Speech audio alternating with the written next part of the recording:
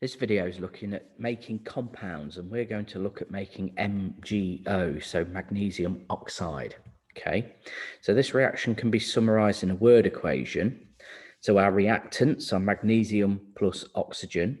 Both of those are elements that we find on the periodic table, producing magnesium oxide. So magnesium oxide is the product. It just has two words to its name. Now, what we're going to do is take a look at what happens when magnesium and oxygen react to produce magnesium oxide. What we have to do is we have to start by looking at their structure, the atomic structure. So what I've done is I've taken magnesium from the periodic table, Mg, and I've looked at the two numbers, 24 and 12, and I've taken the number 12, which is the number of protons. I also know that that's the number of electrons, so I can draw its electronic structure. 2 in the first shell, 8 in the second, 2 in the third shell. That adds up to 12. Now, I also know that we need a full outer shell to be stable. So what magnesium will do is it will lose the 2 electrons it has in its outer shell. Now, these 2 electrons are negative. So we form a positive magnesium ion. And if you look, there's only 2 shells now. The third shell has gone because the 2 outer electrons have left the atom, okay? And we're left with an ion. So because 2 negative electrons have gone, there are 2 positive protons in the nucleus that are no longer cancelled out. So it means that a magnesium ion ends up with a 2+ charge. So let's take a look at what happens with oxygen. So again, I've gone to the periodic table and I've found the numbers 16 and 8, and I'm concerned with the smaller number, number 8, because this tells me the number of protons in the nucleus and therefore the number of electrons in the shells.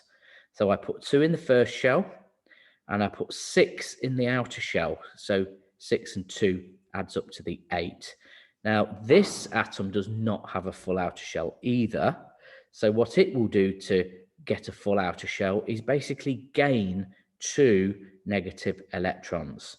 And then that will form an oxide ion. So we can see the difference here, look, in that this structure has gained these 2 extra electrons.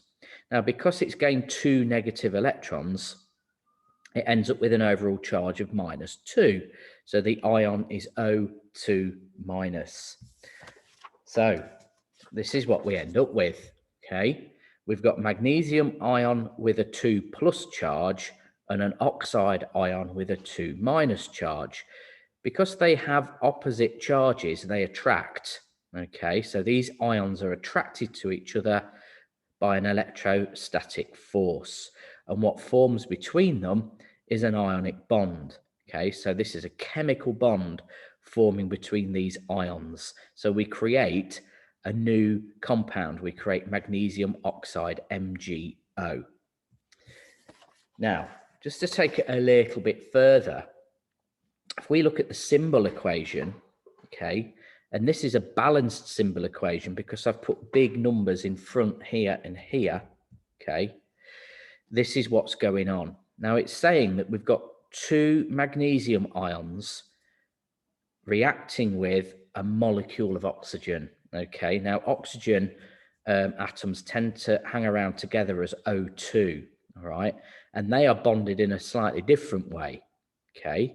But let's just take a look at this for a moment. So O2 means that there are 2 oxygen atoms.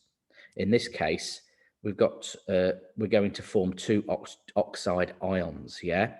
So we're going to get oxide ions each with a 2- charge, okay, when this reaction happens. So what we need are 2 magnesium ions each with a 2+ charge, and then you can see that all the charges will balance out, okay.